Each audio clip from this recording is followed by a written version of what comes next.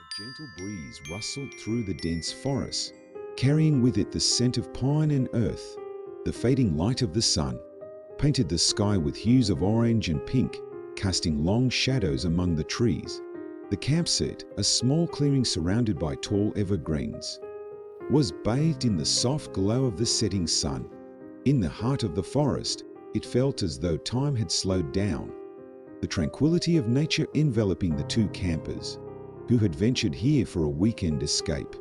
Eki and Yuto, childhood friends reunited after years apart, had chosen this secluded spot to reconnect and reminisce about old times. Eki, a city dweller now accustomed to the hustle and bustle of Tokyo, found the quietude both refreshing and unsettling.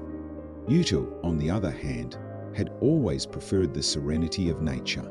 Having moved to the countryside years ago, they set up their tents side by side, the sound of fabric flapping in the wind and the clinking of metal poles creating a rhythmic symphony. As they worked, they chatted about their lives, their voices mingling with the ambient sounds of the forest. Night was approaching, and they hastened to build a campfire, the flickering flames casting dancing shadows on their faces. The warmth of the fire provided a comforting contrast to the cool evening air. Eki leaned back against a log, gazing up at the emerging stars, while Yuto poked at the fire with a stick. The conversation turned to the reason they had chosen this particular location, a place steeped in local folklore and eerie tales. Yuto recounted the stories he had heard from the villagers about mysterious disappearances and strange sightings in these woods. "Do you remember the story of the old shrine?" Yuto asked, his voice dropping to a whisper. Eki nodded, a shiver running down his spine despite the warmth of the fire. "Yeah, the one where they say people vanish without a trace." Yuto nodded, his expression serious. "Exactly. They say the forest is haunted by spirits, restless souls, who lure unsuspecting travelers into the depths, never to be seen again." Eki forced a laugh, trying to shake off the unease that was creeping over him. "Come on, Yuto. Those are just stories to scare children. We're grown men now." Yuto smiled, though it didn't reach his eyes. "Maybe, but sometimes there's truth in old tales. We should be cautious." As darkness fully enveloped the forest, the sounds of nocturnal creatures began to emerge. The hoot of an owl echoed through the trees, and the rustling of leaves hinted at unseen animals moving in the shadows. The campfire crackled and popped, providing a small oasis of light in the vast darkness. Eki glanced around, the dense forest seeming to close in on them. "Do you really think there's something out there?"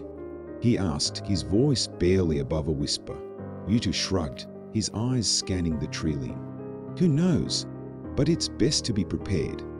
Let's keep the fire going all night." Eki nodded, adding another log to the fire. The flames leaped higher, casting long, flickering shadows that seemed to dance with a life of their own. The night wore on, and the two friends continued their conversation, their laughter and stories a temporary balm against the encroaching darkness. As the hour grew late, fatigue began to set in. Yuta stretched and yawned, his eyes heavy with sleep. "I think I'm going to turn in," he said, standing up and heading towards his tent. Eki nodded, though he felt a strange reluctance to leave the warmth and light of the fire. "Yeah, I guess it's time." He watched as Yuto disappeared into his tent, the zippered entrance sealing him inside. Eki lingered a moment longer, staring into the flames. The stories Yuto had shared still lingered in his mind, a nagging sense of unease that refused to be extinguished. Finally, with a sigh, he turned and crawled into his own tent, zipping it shut behind him. The sounds of the forest seemed amplified in the silence, each rustle and creak echoing through the thin fabric of the tent. Eki lay on his sleeping bag, staring at the roof of the tent, his mind racing. He couldn't shake the feeling that they were not alone, that the forest was watching them. He took a deep breath, trying to calm his nerves. "It's just your imagination," he told himself. "There's nothing out there." But as he closed his eyes, the darkness seemed to press in on him, the silence, broken only by the occasional crackle of the dying fire outside. Eki drifted into an uneasy sleep, his dreams filled with shadowy figures and whispering voices. In the depths of the night, a sound jolted him awake. He sat up, heart pounding, straining to hear. There it was again, a faint rustling, like something moving. Just outside his tent, Aki's breath caught in his throat as he listened, the sound growing louder. He reached for his flashlight, the beam, piercing the darkness as he pointed it towards the source of the noise. The light revealed nothing but trees and underbrush, the forest seemingly empty. But the feeling of being watched was stronger than ever, an oppressive presence that seemed to envelop him. Aki crawled out of his tent, the cool night air hitting him like a splash of cold water. He scanned the campsite, his flashlight, casting long shadows that twisted and turned with every movement. "Yutu," he called softly, not wanting to disturb the silence more than necessary. There was no response. Aki took a tentative step towards Yutu's tent, the ground crunching under his feet. As he reached for the zipper, a sudden movement caught his eye. He swung the flashlight around, the beam landing on a figure standing at the edge of the clearing. Aki's breath caught in his throat as he took in the sight. It was a man, dressed in tattered clothes, his face obscured by shadows. For a moment, they stood there, staring at each other, the silence between them heavy and thick. Then, without warning, the man turned and vanished into the trees. Moving with an unnatural swiftness, Aki's heart raced as he stumbled back, nearly dropping the flashlight. He turned and rushed to Yutu's tent, unzipping it and shaking his friend awake. "Yutu, wake up!" Yutu stirred, blinking sleepily. "What is it? There's someone out there," Aki whispered urgently. "A man. He was just standing there, watching us." Yutu sat up, rubbing his eyes. "Are you sure? Maybe it was just a shadow." Aki shook his head, his hands trembling. "No, it was a man. I'm sure of it." Yutu frowned, his expression serious. "Okay, let's take a look." They emerged from the tent, the night air cold and still around them. Yutu grabbed his own flashlight, and together, they scanned the perimeter of the campsite. But there was no sign of the man. Aki had seen no tracks or evidence of his presence. "It's like he just disappeared," Aki said, his voice shaking. Yutu nodded, his brow furrowed. "Let's stay close to the fire," he suggested. "It's safer that way." They sat by the fire, its warmth and light a small comfort against the encroaching darkness. But the sense of unease lingered, the feeling that they were not alone. The night dragged on, the forest around them silent and watchful. Aki and Yutu took turns keeping watch, their eyes scanning the darkness for any sign of movement. As dawn approached, the first light of day began to filter through the trees, casting a pale glow over the campsite. Aki felt a wave of relief wash over him, the oppressive darkness finally lifting. But the events of the night were far from forgotten. A lingering reminder that the forest held secrets, and they were not welcome here. With the first rays of sunlight, they quickly packed up their camp, eager to leave the forest behind. As they walked the narrow path back to civilization, neither spoke, the weight of their experience hanging heavy between them. And as they emerged from the forest, the stories of old seemed more real than ever. A haunting reminder that some places are best left undisturbed. The morning sun filtered through the dense canopy, casting dappled light on the forest floor. Aki and Yutu walked in silence, the events of the previous night weighing heavily on their minds. The path ahead was narrow and winding, the trees on either side seeming to close in around them. Birdsong filled the air, a stark contrast to the eerie silence of the night before. As they walked, Yutu broke the silence. "We should report what we saw to the authorities when we get back." Aki nodded, though he still felt a lingering doubt. "Do you think they'll believe us? It sounds so unbelievable." Yutu shrugged, his expression thoughtful. "Even if they don't believe us, it's better to let them know, in case something happens again." They continued walking, the forest gradually giving way to more familiar terrain. As they neared the edge of the woods, A sense of relief washed over them. The safety of civilization seemed within reach. But just as they were about to step out of the forest, Eki stopped, his eyes widening in surprise. "Yutu, look!" He pointed to a small, overgrown path that diverged from their main route. The path was almost hidden by underbrush, but there was something about it that drew their attention. Yutu frowned, his curiosity piqued. "That path wasn't there before, was it?" Eki shook his head, his pulse quickening. "No, I don't think so. But it looks like it leads somewhere." Yutu hesitated, glancing back at the main path. "We should probably stick to our route. We don't want to get lost." But Eki was already moving towards the hidden path, his curiosity overpowering his caution. "Just a quick look. It might be something interesting." Reluctantly, Yutu followed, the sense of unease growing stronger with each step. The narrow path was lined with ancient trees, their gnarled roots creating natural obstacles. As they ventured deeper, the light grew dimmer, the canopy above becoming thicker. The air was cooler here, carrying a faint, musty smell. After a few minutes of walking, they emerged into a small clearing. In the center of the clearing stood an old, dilapidated shrine, its wooden structure weathered by time and neglect. Eki and Yutu exchanged glances, a mixture of awe and apprehension in their eyes. "Do you think this is the shrine from the stories?" Eki whispered, his voice barely audible.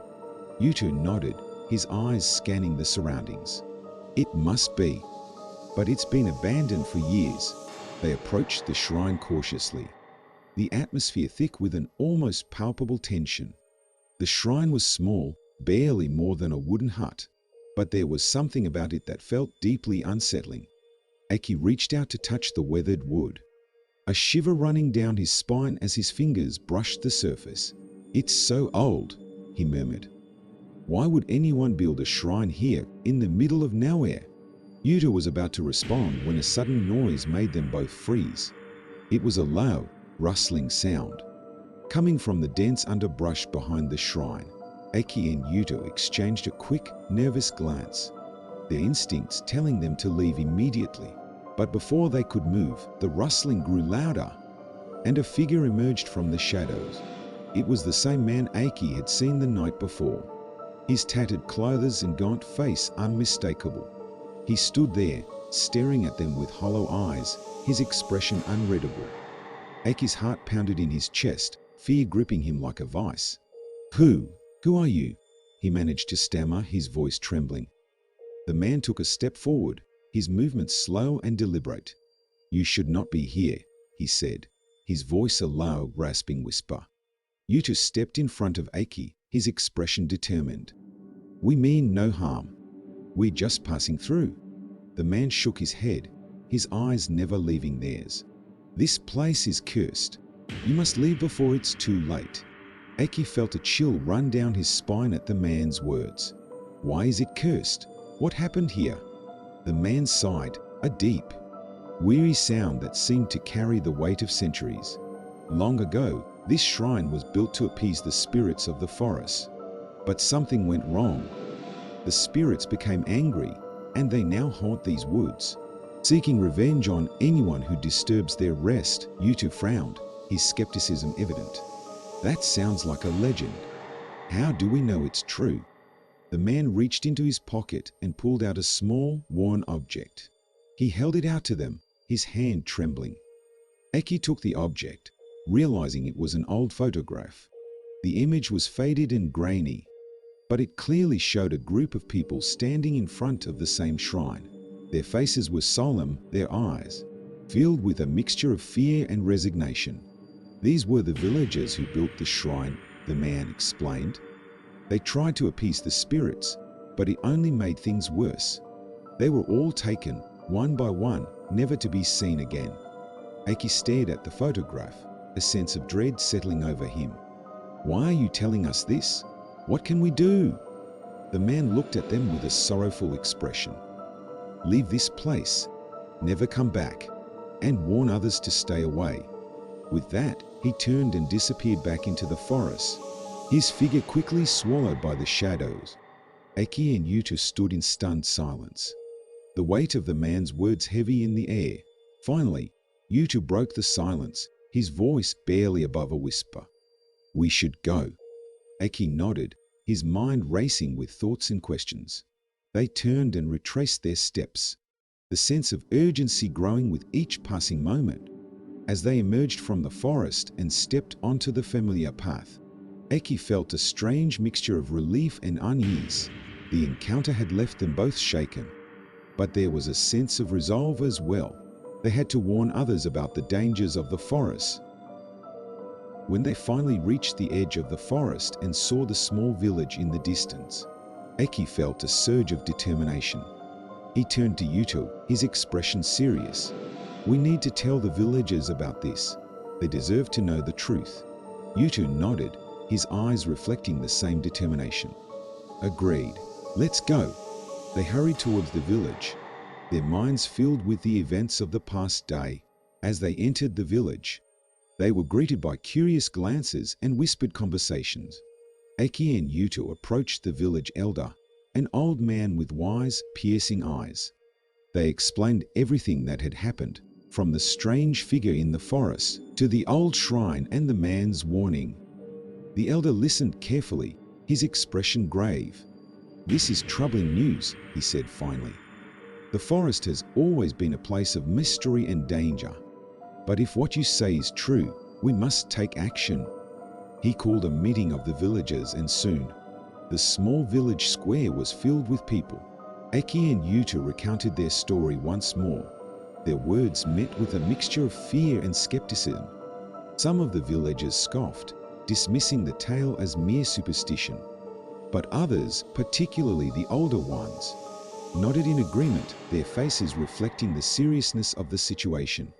The elder raised his hand for silence, his voice carrying the weight of authority. "We must respect the warnings given to us. From now on, no one is to venture into the forest alone. We will take measures to protect ourselves and ensure the safety of our village." There was a murmur of agreement, and plans were quickly made to mark the boundaries of the forest and place warnings for travelers. As the meeting broke up, Eki and Yuta felt a sense of accomplishment, knowing they had done their part to protect the village. But as they walked back towards their temporary lodgings, Eki couldn't shake the feeling that their encounter in the forest was just the beginning. There were still questions that needed answers, and a sense of unfinished business lingered in the air. That night, as they lay in their beds, Eki found sleep elusive. His mind kept returning to the man in the forest, the old shrine, and the photograph of the villagers. There was something about the whole experience that felt incomplete, as if there were deeper layers of the mystery yet to be uncovered. He glanced over at Yuto, who was also awake, staring at the ceiling with a troubled expression. "Yuto," Eki whispered, breaking the silence. "Do you think we should go back? To the shrine, I mean. There's still so much we don't understand." Yuto turned to look at him, his eyes filled with uncertainty. "I've been thinking the same thing, but it's dangerous. We might not be as lucky next time." Eki nodded, understanding the risks. "But we can't just leave it like this. There are still people disappearing, and if there's something we can do to stop it, we have to try." Yuto sighed, rubbing his temples. "You're right, but we need to be prepared. We should gather more information, talk to the villagers, and plan carefully." Eki agreed, feeling a renewed sense of purpose.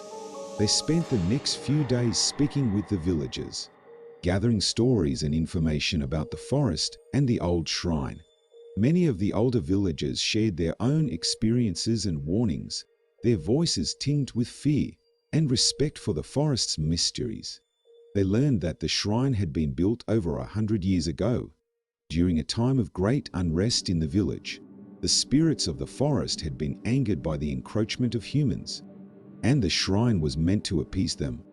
But something had gone wrong, and the spirits had become vengeful, haunting the forest and taking those who ventured too close. Armed with this knowledge, Eki and Yuta began to form a plan. They would return to the shrine, but this time they would be prepared. They gathered supplies, including offerings for the spirits, hoping to placate them and uncover the truth behind the curse. The night before their planned return, Eki felt a mix of excitement and trepidation. He knew the risks, but he also felt a strong sense of duty to uncover the truth and protect the village.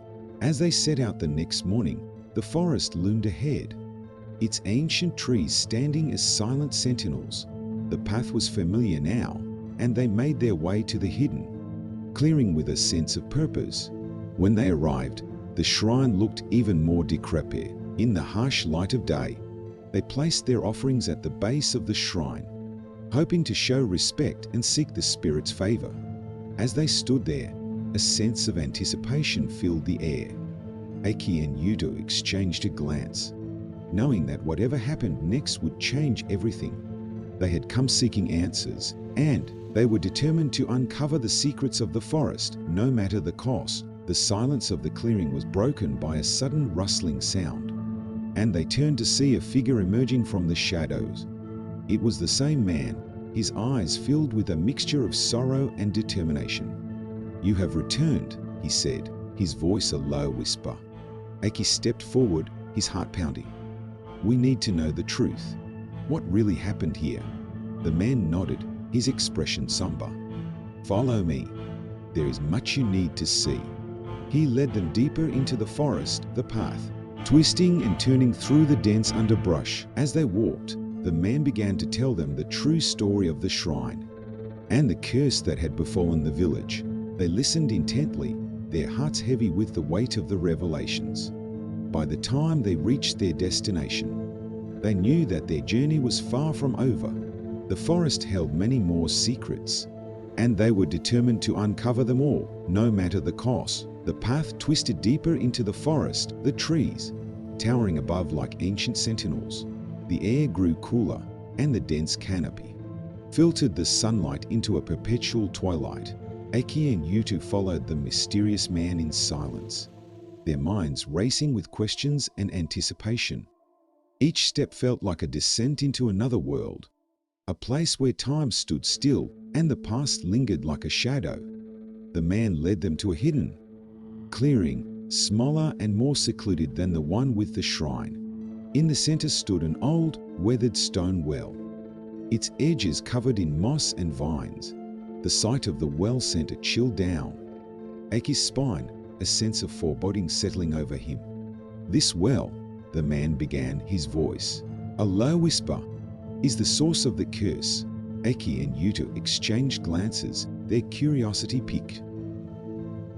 The man sighed, his eyes filled with a mixture of sorrow and regret. Long ago, a terrible tragedy occurred here. The villagers built the shrine to appease the spirits of the forest, but their efforts were in vain. He paused, his gaze fixed on the well, as if he could see the past unfolding before him. A young girl fell into this well and drowned. Her death was a tragic accident, but the villagers believed it was a punishment from the spirits. They tried to appease the spirits with offerings and prayers, but the girl's spirit remained restless. "What happened to her?" he asked, his voice barely above a whisper. The man turned to face them, his expression somber. "Her spirit became vengeful, haunting the forest and taking those who ventured too close." The villagers were consumed by fear and guilt, believing they had angered the spirits beyond redemption. Yuto frowned, his skepticism evident. "Is there any way to lift the curse, to put her spirit to rest?" The man nodded, his eyes filled with determination. "There is a way, but it is dangerous. The spirit must be appeased with a final offering, a gesture of true remorse and respect. Only then can she find peace." Eki and Yuto exchanged glances, their resolve solidifying. "We have to try," Eki said firmly. "We can't leave things as they are." Yuto nodded in agreement. "We need to gather more information and prepare for the ritual. We can't afford to make any mistakes." The man led them back to the village, their minds filled with the weight of the task ahead. They spent the next few days speaking with the villagers, gathering stories and advice on how to perform the ritual. Many of the older villagers shared their own experiences and warnings, their voices tinged with fear. and respect for the forest's mysteries. They learned that the ritual required specific offerings: a white kimono, a mirror, and a bundle of incense. Each item symbolized a different aspect of the appeasement: purity, reflection, and reverence. With the villagers' help, they gathered the necessary items and made their way back to the forest. The journey felt different this time, a sense of purpose driving them forward. As they approached the well, the atmosphere grew heavy with anticipation. The man was waiting for them, his expression solemn. "Are you ready?" he asked, his voice a low murmur. Eki and Yutu nodded, their resolve unwavering. They arranged the offerings around the well, the white kimono draped over the edge, the mirror placed carefully beside it, and the incense lit, its fragrant smoke curling into the air. The man began to chant, his voice a soft, melodic incantation that seemed to resonate with the very soul of the forest. Eki and Yutu joined in, their voices blending with his, the ritual binding them together in a shared purpose. As the chanting grew louder, the air around them seemed to shimmer, the boundaries between the physical world and the spiritual realm blurring. Eki felt a strange sensation, as if he were being watched by unseen eyes. The temperature dropped, a chill settling over the clearing. Suddenly, the air was filled with a low, mournful wail, the sound of the girl's spirit reaching out from the depths of the well. Eki's heart pounded in his chest as the ground beneath them trembled. The man's chanting grew more intense, his voice rising above the cacophony. "Rest now, restless spirit," he intoned, his voice steady and commanding. "Accept our offerings and find peace." The wailing grew louder, the air vibrating with the intensity of the spirit's presence. Eki and Yutu held their breath, their eyes fixed on the well. For a moment, it seemed as if the entire forest held its breath, the silence heavy and oppressive. Then, with a final piercing cry, the spirit's presence dissipated, the air growing still once more. Eki and Yuto exhaled, relief flooding through them. The man lowered his hands, his expression one of quiet satisfaction. "It is done," he said softly. "The spirit has found peace." Eki and Yuto exchanged glances, a sense of accomplishment and relief washing over them. They had faced the darkness of the forest and emerged victorious, their efforts rewarded with the spirit's release. As they made their way back to the village, the atmosphere felt lighter. The oppressive weight of the curse lifted. The villagers greeted them with gratitude and respect, their eyes reflecting a newfound hope. The village elder approached them, his expression one of deep gratitude. "You have done a great service for our village," he said, his voice filled with emotion. "The spirits can finally rest, and we can live in peace once more." Eki and Yutu nodded, their hearts filled with a sense of fulfillment. They had not only uncovered the secrets of the forest, but had also brought peace to a troubled soul. As they prepared to leave the village and return to their lives, Eki felt a sense of closure. The journey had changed them, deepening their understanding of the world and their place within it. The forest, once a place of fear and mystery, had revealed its secrets, and they had emerged stronger for it. As they walked away from the village, the sun setting behind them, Eki and Yutu felt a deep sense of connection to each other and the world around them. The forest would always hold a special place in their hearts, a reminder of the journey they had undertaken and the courage they had found within themselves. The night fell gently, the stars twinkling above as a cool breeze rustled through the trees.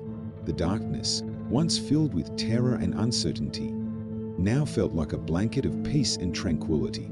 Eki and Yutu walked side by side, their steps sure and their hearts light. The journey had been arduous and filled with fear, but it had also brought them closer together and deepened their bond. As they emerged from the forest and stepped onto the open road, the lights of the village twinkling in the distance, Eki felt a sense of renewal. The forest had tested them, revealing their strengths and vulnerabilities. But they had faced its challenges and emerged victorious. The night was calm, the air filled with the scent of pine and earth, the forest behind them, a silent witness to their journey.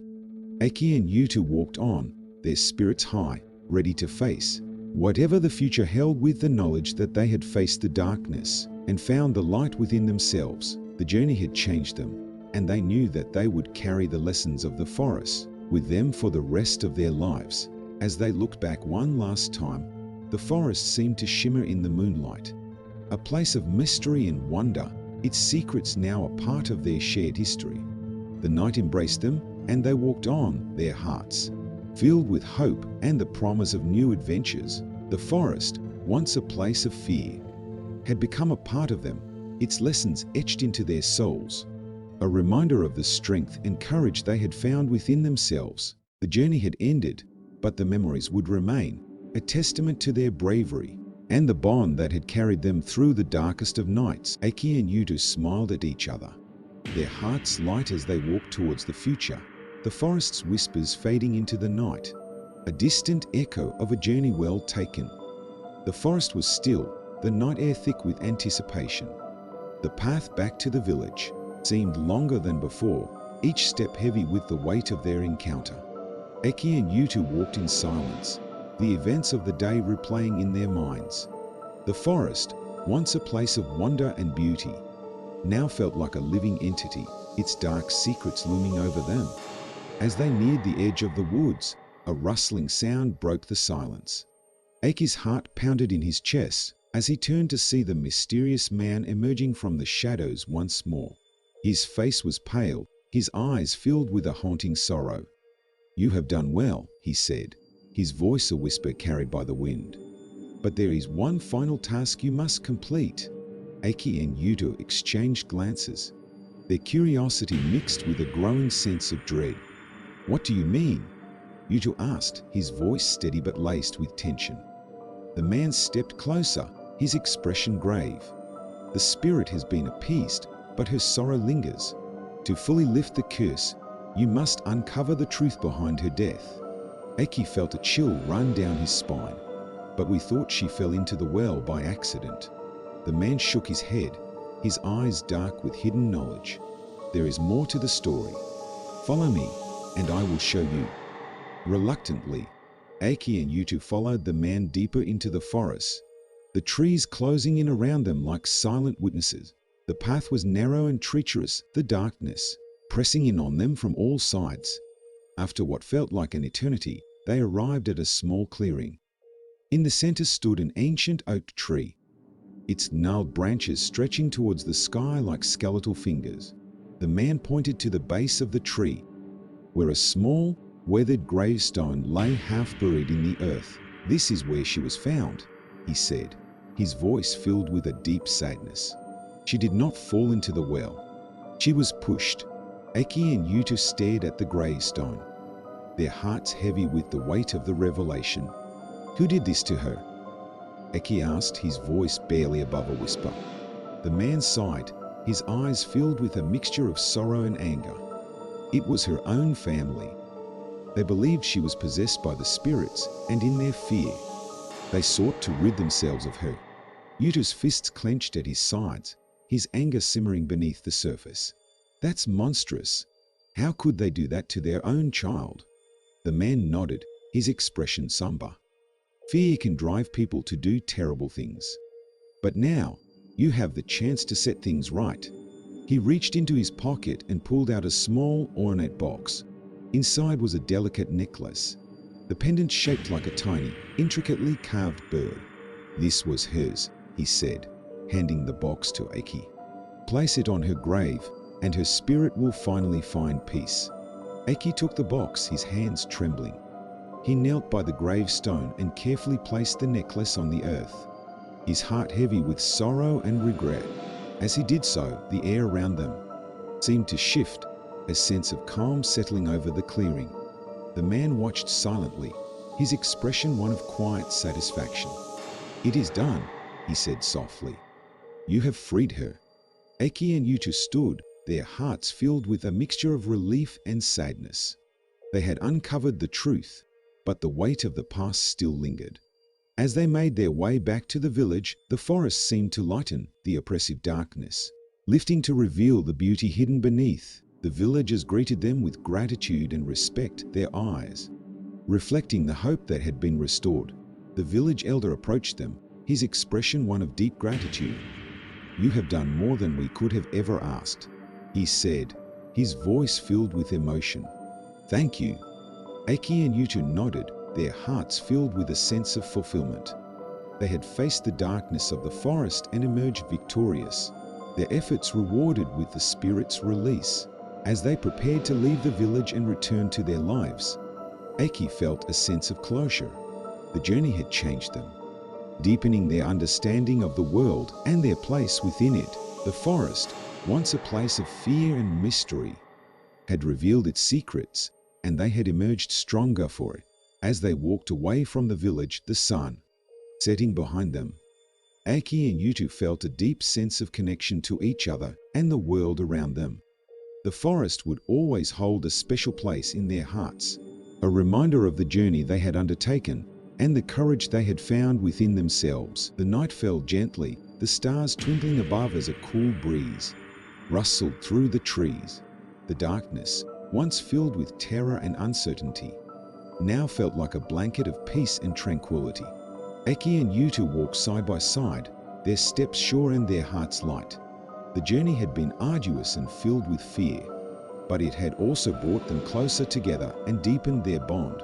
As they emerged from the forest and stepped onto the open road, the lights of the village twinkling in the distance, Aki felt a sense of renewal. The forest had tested them, revealing their strengths and vulnerabilities, but they had faced its challenges and emerged victorious. The night was calm, the air filled with the scent of pine and earth, the forest behind them a silent witness to their journey.